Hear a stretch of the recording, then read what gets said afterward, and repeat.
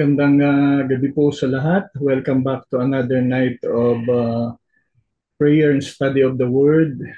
And you might probably asking yourself, no, why do we keep even meeting online? No? Bakit lagi natin itong ginagawa? Bakit tayo nagmi-meet kahit online? Why do we study the Word and pray? Hindi dahil sa nangangailangan lang tayo. It's not because we are forced, but because it's truly an essential thing. Because of urgency. There's an urgency kung bakit po tayo nananalangin. Uh, pag sinabi ko pong urgency, ano pong ibig kong sabihin? Kung titingnan po natin yung ating kapaligiran, when we look around at what's happening right now, we'll begin to realize that marami tayong bagay na hindi kontrolado. There's so many things in our life that we are not in control of. No? The people around us, the weather, the economy, our health, and even our future. Wala po tayong control sa mga bagay na ito. And minsan naiisip natin, we usually think if things aren't go our way, pag hindi nangyari yung gusto natin, ang gagawin natin, we will work harder, we will push more, then probably naisip natin mangyayari yung ating ninanais kasi gumawa tayo. Pero whether we admit it or not, there are things beyond our control. And nakikita po naman natin yan sa nangyari sa ating bansa ngayon. Marami tayong bagay na hindi kontrolado. Even yung ating sariling buhay, hindi po natin kontrolado. And so what we should do, no? We should pray. Sabi nga, kung hindi natin alam ang gagawin, when we don't know what to do, when we come to a point that we don't know what to do, let us do what we know. And bilang mga Kristiyano, ang alam lang natin talagang minsan gawin at pwede natin gawin ay manalangin. And when we pray, God works. Because when we work and limited yun. But when we pray and when we truly pray, God will work. And so yun po ang pangangailangan ng panalangin. Yun yung urgency ng panalangin. So I urge you to join every week yung ating prayer time. Not because kailangan lang natin, but because we know the urgency. And before we begin our time together, worshiping God through song, iniimbitahan ko po ang bawat isa to send in your prayer requests. At gayon din po yung mga nakapagbigay na ng prayer requests before, kindly update us kung ano po ang sagot ng Panginoon so that we'll be encouraged to pray more and to lift up yung mga request natin even more para sa Panginoon. So may I request you to join me in prayer. Nasaan man kayo, nasa sasakyan, nasa bahay, ano man po ang inyong ginagawa. Please join me in prayer as we commit our time together in the Lord. Let's pray.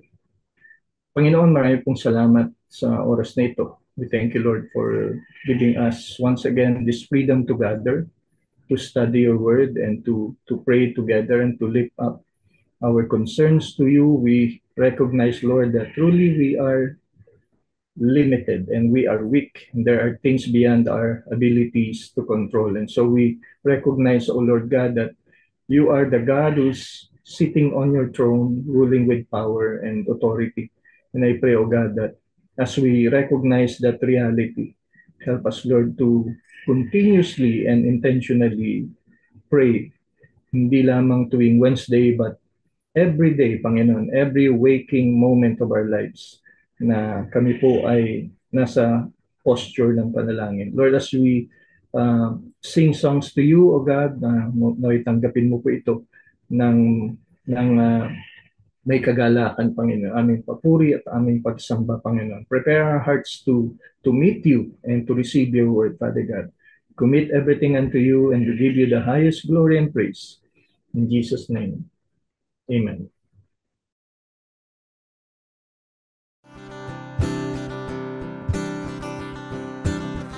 We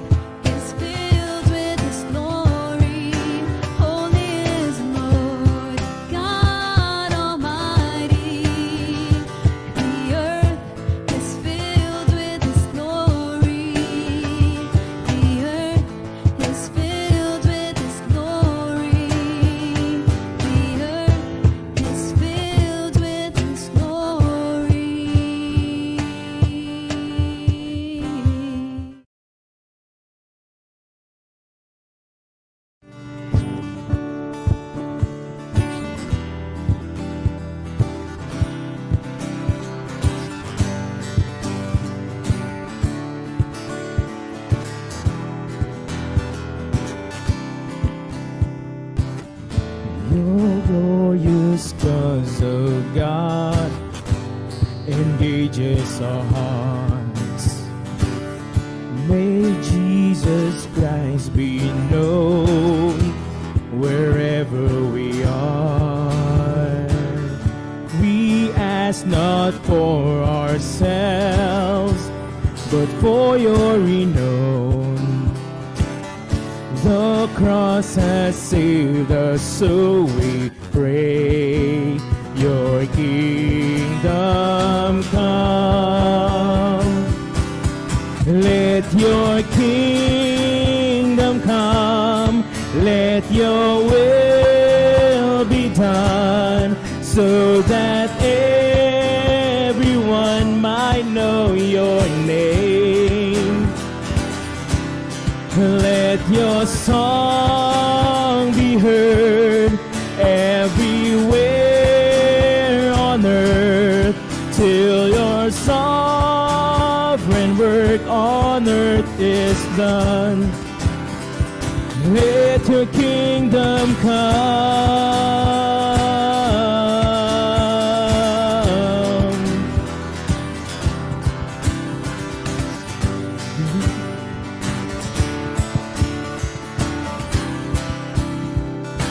Let's continue singing. Give us your strength, O God, and courage to speak.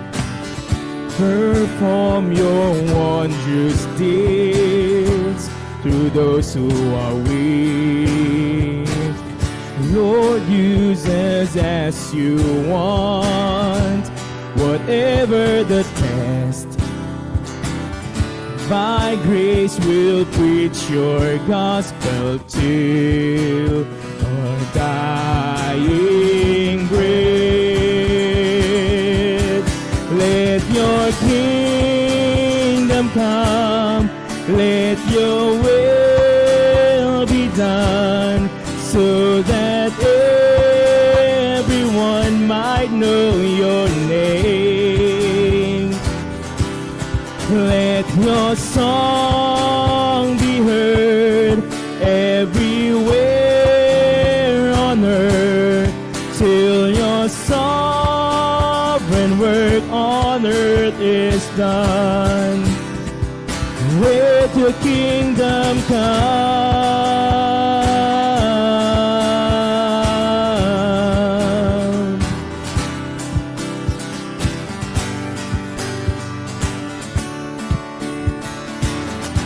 Why won't we repeat it one more time? Let your kingdom come, let your will be done, so that everyone might know your name. Let your song be heard everywhere on earth, till your sovereign work on on earth is done. Let your kingdom come.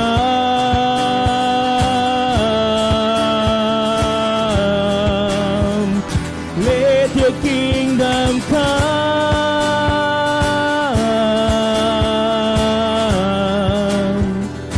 Let your kingdom come. Palakpakan po natin nag-iisang Panginoon. Good evening pong muli. Magandang gabi po sa lahat and welcome again to our weekly devotion and prayer. We are still in the middle of our study series. For the past week, we've been looking at Galatians chapter 5, verses 22 to 26. At ang title po ng ating series ay Living the Fruit. Living the Fruit. And the fruit we are referring to is no other than the fruit of the Holy Spirit. And we learned in our previous lessons that the reason why Apostle Paul uses the singular fruit of the Spirit, hindi fruits of the Spirit, is to emphasize the unity and holistic nature of the transformed Christian character produced by a single source, which is the Holy Spirit. Yung nine characteristic po ay bunga lamang expression ng katotohanan ng banal na spirito na nagahari sa ating buhay. Expressed in 9 characteristics yung love, joy, peace, patience, kindness, faithfulness, gentleness, and self-control. And tonight, we will learn the 6th expression, yung pang-anim na expression ng banal na spirito sa ating buhay. Yung tinatawag nating faithfulness or katapatan. Alam niyo po, namumuhay tayo sa panahon na kung saan yung nag-erode na yung salitang trust. At dahil kaya nag-erode siya is that because nag-erode na rin yung faithfulness, yung katapatan. May kita natin yan sa marriages, no? Yung vows are considered merely human agreement na lang siya rather than a divine covenant. Makita rin natin yan sa trabaho, yung professional commitments are often discarded at the lure of a better paying job. No, yung commitment natin doon, yung katapatan natin doon, dahil mas mataas ang sahod, lilipat po tayo. Of course, minsan okay to, pero ito ay expression ng depravity ng ating spirit at nababawasan po yung ating commitment sa isang mabuting bagay because of our sin. No, vows are considered merely human agreement. Even sa church, we can see that we quickly change schedule because we change schedule and we no longer participate kasi biglang nagbago yung ating schedule and this schedule fits our convenience. So nawala na yung dating gawain natin at conviction na sinasabi natin minsan o kadalasan, my word is my bond, no? My word is my bond. And napapalitan na siya ng I will try to make it. I will try to make it. Nawala na yung ugali na gagawin ko ang lahat, matupad ko lang yung aking pangako. And bakit ko po sinasabi ito? Sapagkat ang pinag-aaralan po natin sa gabing ito ay tungkol sa katapatan. No? This evening we will be reminded about the importance of faithfulness, katapatan. Characteristic cultivated by the Holy Spirit. Kung naghahari pong banal na spirito sa ating buhay, we will learn na importante po yung katapatan. We will learn that this is not just moral improvement yung katapatan, but a divine work of the Holy Spirit. Ito po ay bunga ng kapangyarihan ng banal na spirito na nangyayari sa ating buhay. It transforms our conviction, no, to keep our promises. Tonight as we learn the 6th expression of the Holy Spirit, which is faithfulness, We'll learn that from Galatians chapter 5. I want us to look at this characteristic through three essential lenses. If you're taking notes, here is our roadmap for the evening. First, we will look at the foundational truth, yung divine reliability.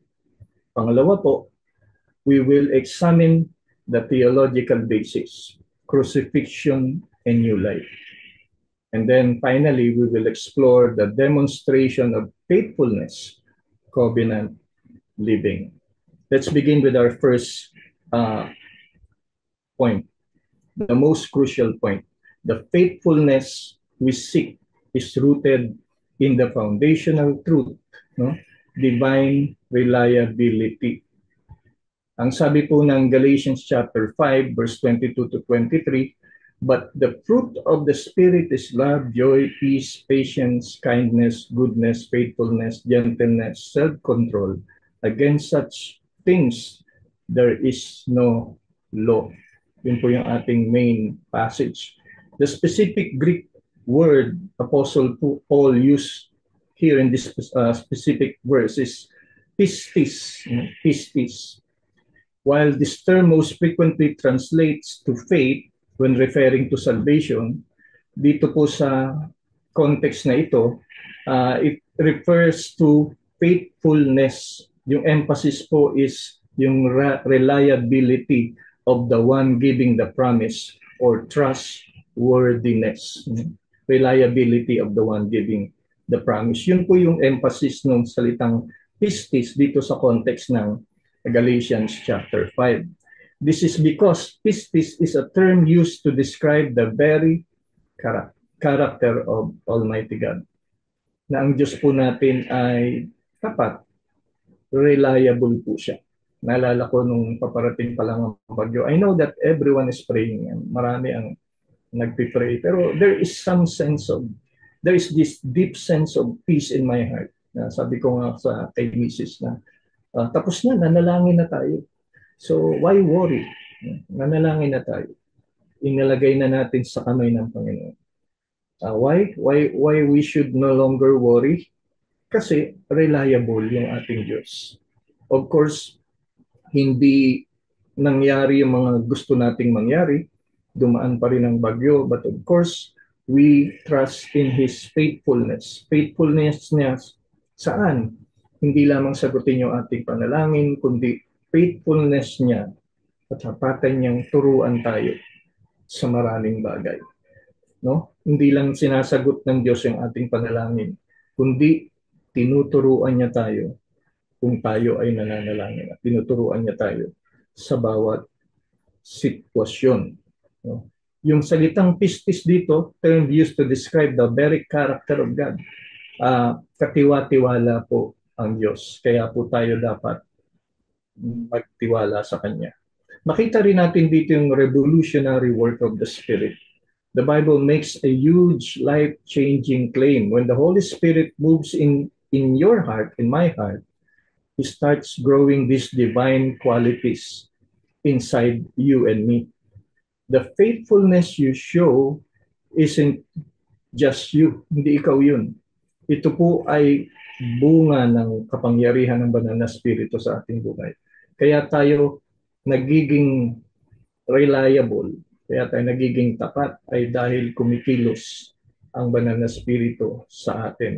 It's God's perfect faithfulness manifesting in our life. No?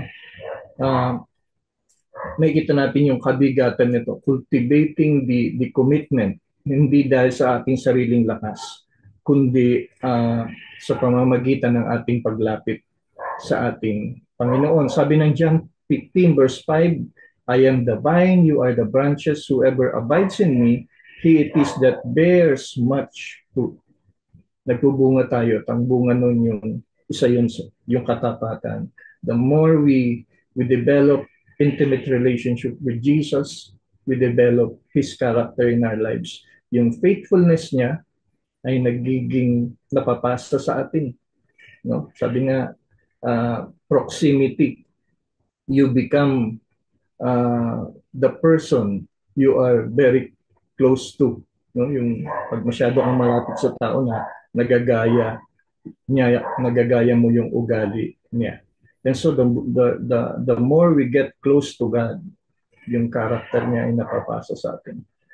Now that we know we are faithful, our faithfulness comes from God Himself, kailangan nating itanong, how is it possible for us to live it out? No? Paano natin ito may isa mapapamuhay? No? Kailangan nating maintindihan yung theological basis. May theological basis yung dahilan kung bakit natin pwedeng ipamuhay ito. Possible ba na ipamuhay ito? Possible ba na maging faithful tayo? Yes. No? Apostle Paul did not say that we must try as much as we can to be faithful. Hindi niya sinabing, pilitin nyo lang maging tapat. Hindi niya sinabing ganun. Ang sinasabi ng salita ng Diyos, you have to crucify the flesh. No? This is a complete action. The moment you place your faith in Christ, the moment you surrender, marirealize mo yung empowerment ng Holy Spirit ay nasa iyo. The moment we intentionally, sabi nga, mortify sa King James Version, sa Tagalog, patayin, no? Dapat pinapatay natin yung kasalanan. Kasi hindi siya kusang namamatay. Gusto nga niyang mabuhay. Gusto niya minuminutong mabuhay sa atin. So we need to have that intentionality to kill the flesh, the sin in our lives. No? Kailangan nating maging malapit sa ating Panginoon. Pero ang maganda dito, hindi natin magagapi ang kasalanan on our own. Sapagkat ginapi na ng Panginoon Jesus ang kasalanan when He rose again from the dead, when He died on the cross, was buried, and rose again from the dead. And so anong dapat natin gawin knowing that we already have the victory, we have the capacity and power to live a life that is faithful? No, ano po yung dapat natin gawin? No? Ang sabi sa verse 25, if we live by the Spirit, let us also keep in step with the Spirit. So every moment, intentionally walk in step together. Sa isang salita, lumakad ng kasama.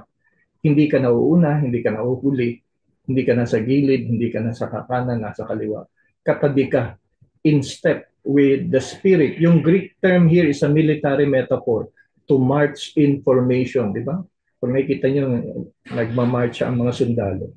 Sabay-sabay yan at nasa linya, hindi ka pwedeng lumihis, mapapagalitan ka ng komanda. So dapat pantay. Ganun po yung picture na sinasabi rito na in step. Ibig sabihin, align with the Spirit. And we must intentionally do that. We are actively involved in sanctification. Yun po ang maganda. Yung salvation po, yung justification, we don't have anything to do with it. Yung salvation po, wala naman tayong partisipasyon doon. Salvation comes from the Lord. Totally and fully. Pero yung sanctification, may partisipasyon po tayo doon. Hindi ka masasanctify kung hindi mo intentional na isusuko ang buhay mo sa Panginoon. Sabi ni Puritan John Owen, sabi niya, be killing sin, no? Be killing sin or it will be killing you. No? Totoo naman yun. Kung hindi natin pinapatay ang kasalanan, talagang sisirain niya ang buhay natin. No? We've seen the source. No? Ngayon nakita na natin yung source, ang Diyos ang nagpapalakas sa atin upang maging faithful tayo. But what does this look like in real world? No? Paano ito magiging totoo? Paano ma-demonstrate yun? Tungo po tayo dun sa ating third point, the demonstration of faithfulness, covenant living. To fully understand faithfulness, we must understand the biblical concept of covenant. God bound Himself to us with Hesed. No? Hesed, ibig sabihin ng Hesed, mercy, unwavering, commitment, covenant love. Yun po yung Hesed. Faithfulness.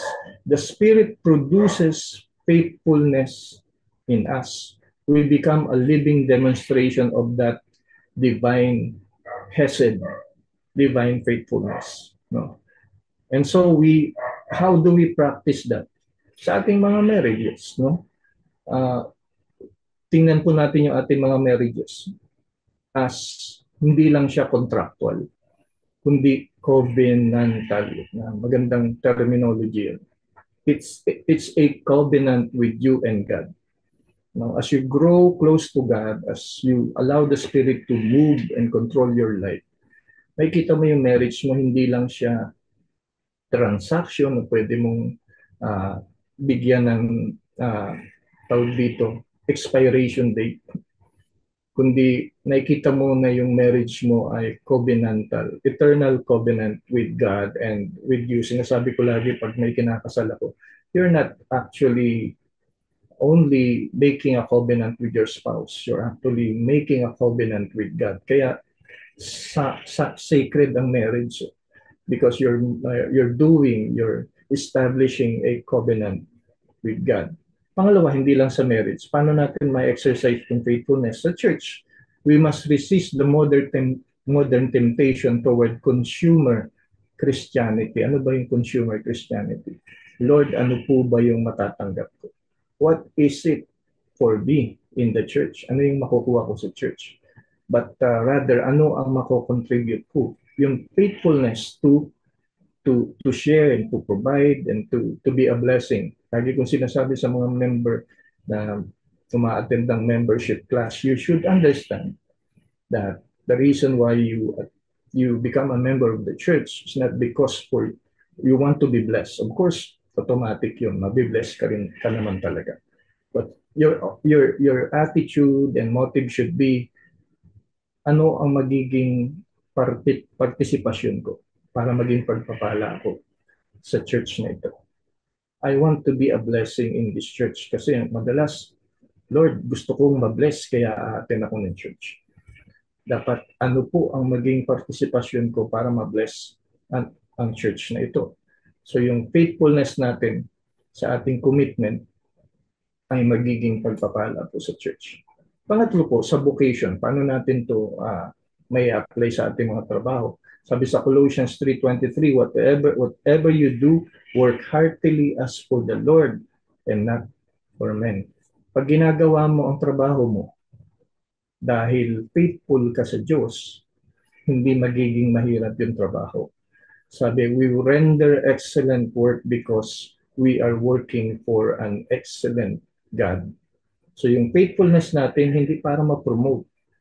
Because promotion comes when we intentionally do our work faithfully at parang tinitingnan natin siya as a act of worship. Automatic po darating naman ang promotion. Ano po ba ang kinalaman ng doktrina dito sa faithfulness? No? Faithfulness is not only relational, it is also doctrinal. Doctrinal po yan. In an age characterized by theological shifting, yung madali tayong mayanig sa ating pananampalataya. No?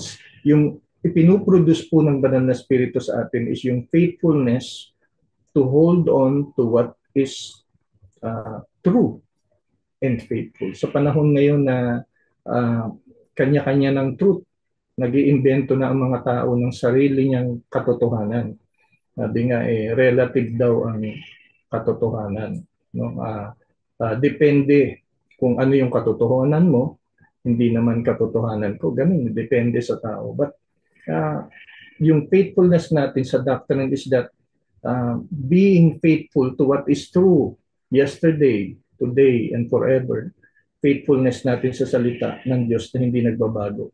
Hindi nagbabago ang salita ng Diyos. Sa pabago-bagong panahon, sa pabago-bagong tao, hindi po nagbabago ang salita ng Diyos. So we should hold on to the faithfulness na binibigay po ng salita ng Panginoon. The life of faith demands sustained effort. No? Sustained effort, a concept that has been beautifully termed a long-term obedience in the same direction. Yun po, kung iano mo yung faithfulness, a long-term obedience in the same direction. kung paano ka nagsimula sa goal mo. Ang goal mo ay i-honor ang Panginoon, sambahin ng Panginoon, paglingkuran ng Panginoon. Nagsimula ka doon. Ang faithfulness ay a long-term obedience in the same direction. Na Lord, hanggang matapos, consistent. Napakahalaga po ng consistency para maging faithful po tayo. Consistency na hindi po tayo pabago-bago. Paano tayo makakultivate ng consistency at makakultivate ng faithfulness? Una-una, saturate your mind with the Word of God. No? Hindi lang yung paminsanang pag-aaral ng salita ng Diyos at bigla ang pag-aaral ng salita ng Diyos. Sabi nga, wag mong i-mark ang Bible mo. Let the Word mark you, na mamarkahan ka ng salita ng Panginoon. Pangalawa, engage in consistent disciplined prayer. Nakakalungkot. 44 ang umaattend ngayon sa ating weekly prayer and devotion. And we are about 900 plus sa ating church. This reminds us of our commitment and faithfulness sa prayer. Hindi ko sinasabi hindi nagpipray yung iba. But your priority will tell kung ano ang importante sa iyo. What you value, you will prioritize. Pag mahalaga po sa iyo ang isang bagay, uunahin mo siya. You will discard anything and everything just to do this important and priority and binavalue mo sa buhay mo. No? Let us continue engaging in prayer, not only privately, but publicly.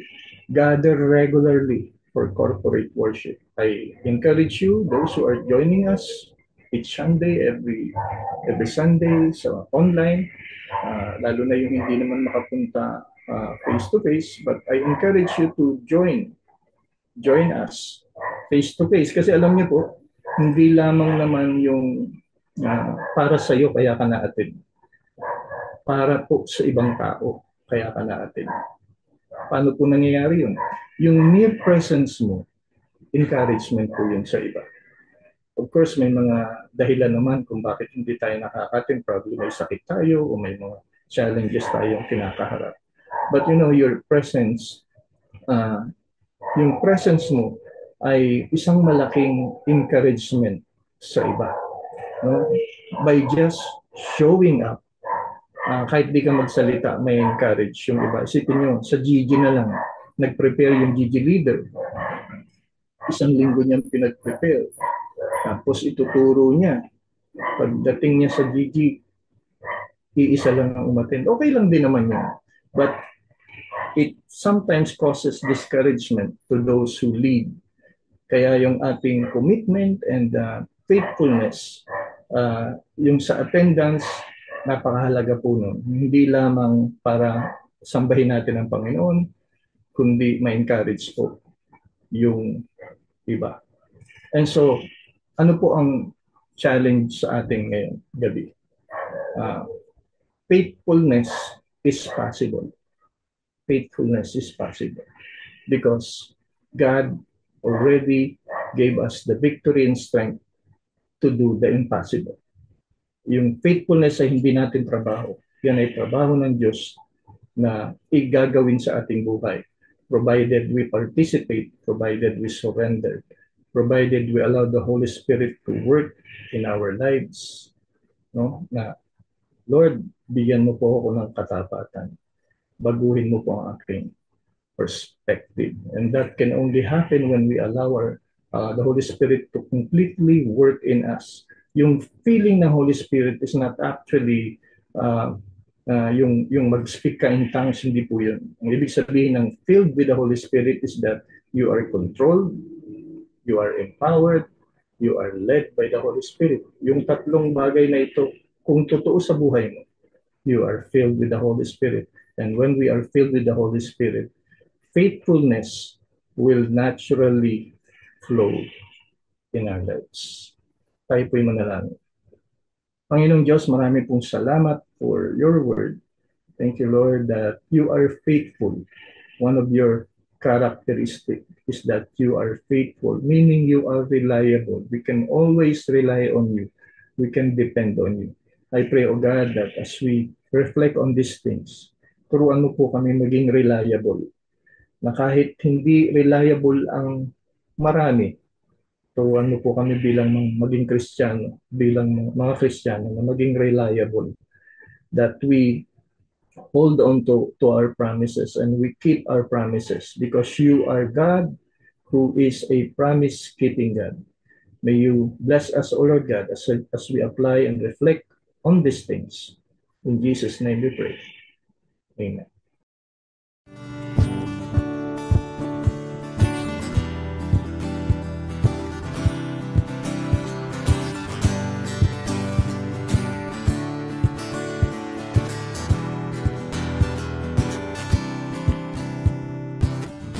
Your glorious cause of God engages our hearts.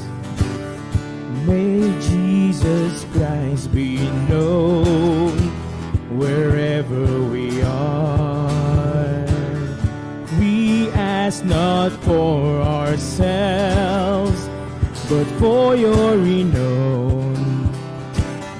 The cross has saved us, so we pray, your kingdom come.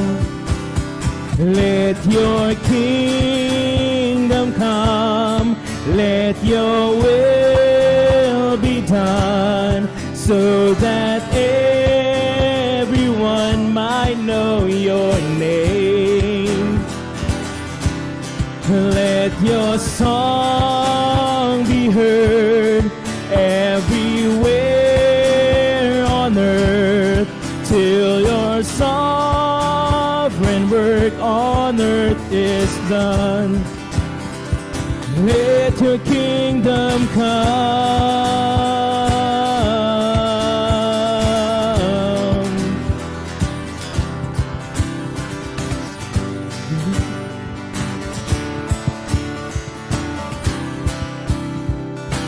Let's continue singing. Give us your strength, O God, and courage to speak. Perform your wondrous deeds through those who are weak. Lord, use us as you want, whatever the test. By grace we'll preach your gospel to our dying bread. Let your kingdom come, let your will be done, so that everyone might know your name. Let your song be heard everywhere on earth, till your sovereign work on earth is done. Let your kingdom come.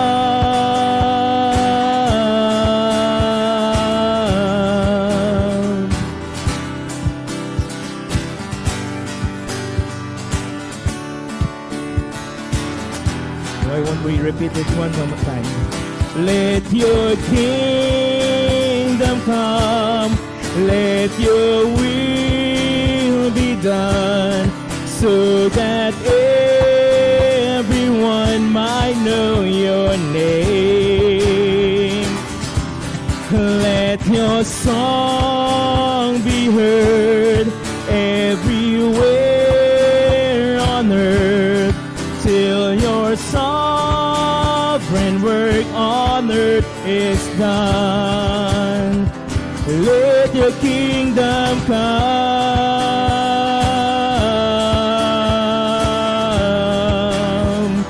Let your kingdom come.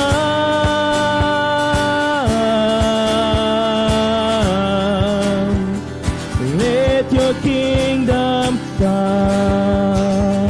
Palakpakan po natin ang isang Panginoon. Amen. Praise the Lord. Salamat po at kasama ko po kayo ngayon, and let us pray together. Marami po tayong ipapanalangin sa gabing ito. Please join me in a word of prayer. Panginoon, marami pong salamat, O Diyos, for reminding us, Lord, ng katapatan mo and dapat magmanifest sa aming buhay. Lord, as we come together in unity, lifting up these prayer concerns before you, O God, I pray that may you cleanse our hearts and minds and make us, Lord, worthy to approach your throne of grace.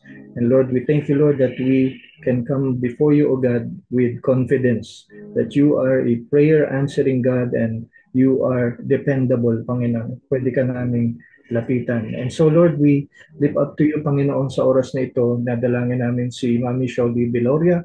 I pray that may you strengthen her, O Lord God, palakasin siya, restore yung kanyang lakas upang patuloy po siyang pag-participate, makasama namin na face-to-face to worship you, O God.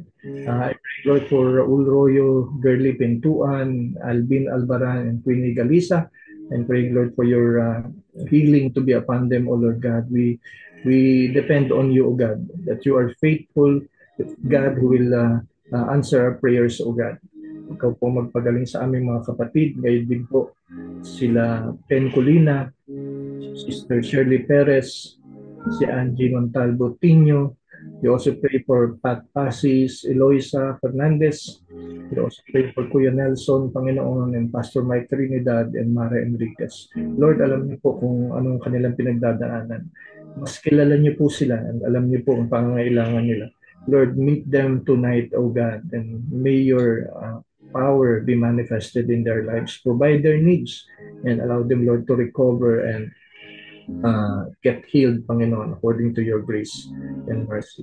We also lift up to you Camille Moslares, Panginoon, and Auro Santa Ana and Vida Rupo, Dulce Bartolome. Lord God, we are not limiting you sapagkat wala ka namang limitasyong Diyos at kaya mo pong sumagot sa aming mga panalangin. We commit these people unto you and patuloy namin inaasahan na ikaw po ang magpagaling sa kanila at mag-provide po ng kanilang pangailangan.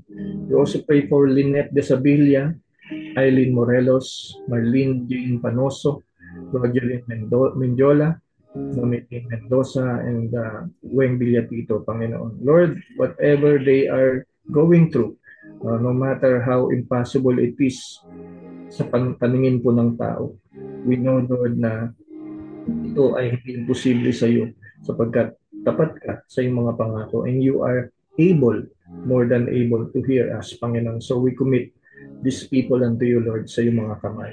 We also pray for Mary Ann Barroso, O God, that you would allow her, Lord, to experience healing and provision.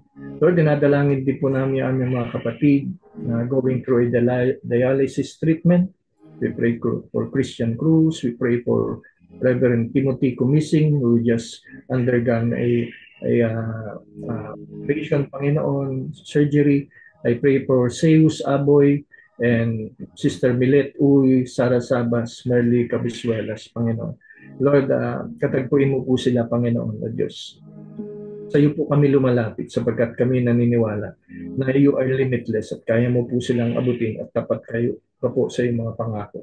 Nadalangin din po namin sa oras na ito si Brother Bing Cabismelas. Ikaw po ang siyang mag-provide na kanyang pangailangan. Allow him, Lord, to recover fully so that he can be with us again to worship you and serve you, Panginoon. Nadalangin po namin ang aming bansa. Nakikita niyo po yung aming pinagdaanan, Panginoon, yung lindol, yung bagyo, 2 bagyo. And Lord, I pray na amidst all this, turuan mo po kaming lahat na tumingin sa iyo at sumuko sa iyo, magtiwala sa iyo. Lord, tingnan niyo aming mga sarili, isasalamin ng iyong salita. And Lord, ikaw po ang magbago sa amin. O Diyos, bila ng mga ito, mga hinagpis at hurt and pain, Panginoon, makita pa rin ng mga taong, especially those who are directly and severely affected. I pray na makita nila kung gaano kakabuti at tapat.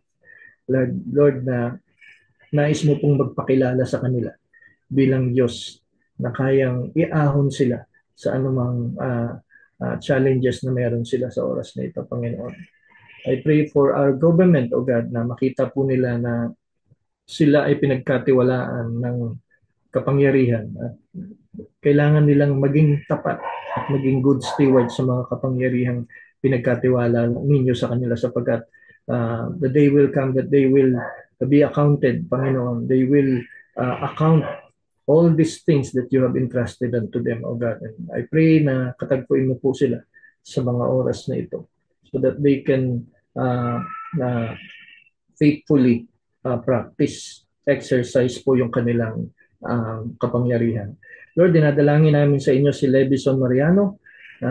I pray na katagpuin mo po siya, Panginoon. Allow him, Lord, to encounter you at ma-restore yung passion niya to serve you, Panginoon. Dinadalangin ko rin po si Cesar Sapiera for complete healing and speedy recovery after large intestine surgery, O God. I pray also, Lord, for provision para po kay Cesar.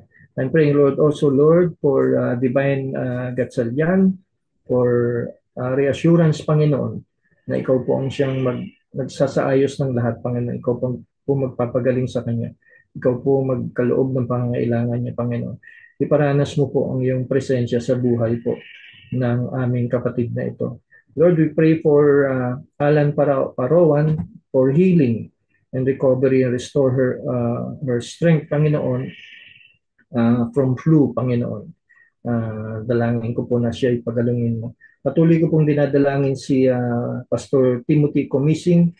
I pray for sweet recovery, Panginoon. Grant him, Lord, the strength and healing and comfort each day para po sa kanya at sa kanyang pamilya, O Diyos.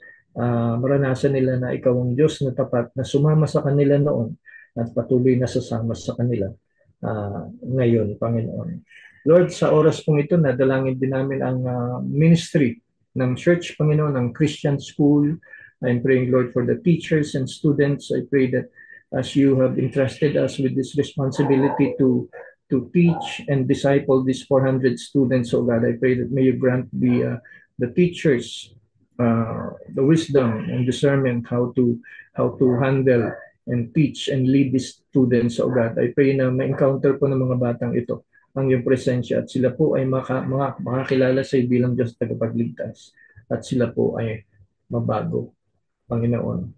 Lord, we also pray, Panginoon, para sa aming Alfonso, aming mga church planting. We pray for Alfonso Cavite Church Plant. We pray for Pastor Beans and Sister Joyce Ia. I'm praying, Lord, that may you encourage them, Lord, to continue serving you, Panginoon, despite of the challenges that they are facing, oh God. Mag-raise up ka po ng mga tao na magiging katuwang nila sa ministeryo. I also pray for Pagadian Church. I pray, oh God, na mag-provide ka po ng pastor na mag-lead po sa church doon. And I'm praying, Lord, for the people that they would intentionally desire to grow in their faith at magkaroon po sila ng intentionality to bring other people sa pagkakilala sa iyo bilang Diyos tagapagligtas. I'm also, Lord, praying, Lord, for GCF Bacoor. I'm praying also, Lord, for GCF Iloilo team. I'm praying also, Lord, for Julianahan Community Church, O Lord, Landayan Community Fellowship, and Grace Community Fellowship, and GCF Santa Rosa, and GCF Batangas. Lord, you have allowed us, Lord, to plant these churches. I pray that may you provide their needs, O God. Protect them, Lord, from the attacks of the enemy. Allow the church to grow and be an influence saan man sila nandoon, Panginoon. Cultivate faithfulness sa kanilang buhay as they continue to serve you, O God. Lord, sa oras na ito, we are praying for our ministry this coming Sunday, O God. I'm praying, Lord, for our church, the GCF South Metro, that you would allow us, Lord, to look upon you and allow you to transform our lives, our perspective, our priorities, our passion, our values, O God. Baguhin mo po kami, Panginoon, ayon sa nais mo so that our lives would really shine and other people and community would see who you are, how great you are, Panginoon.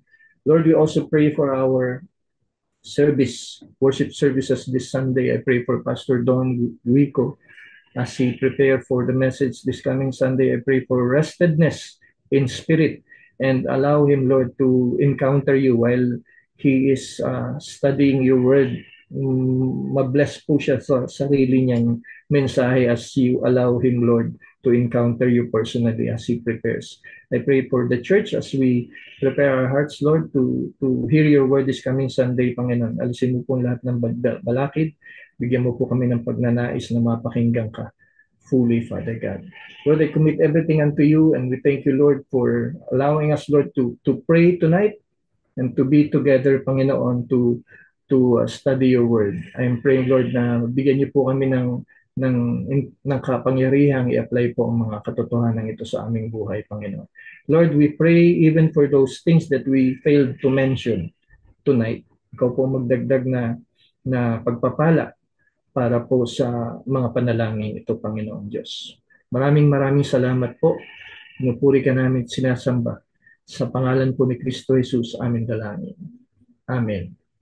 At amen. Maraming salamat po, and magandang gabi sa lahat. See you next Wednesday, and see you this Sunday as we worship God together.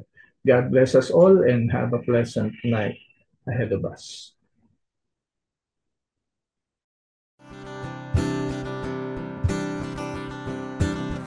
We stand and lift up our hands for the joy of the Lord.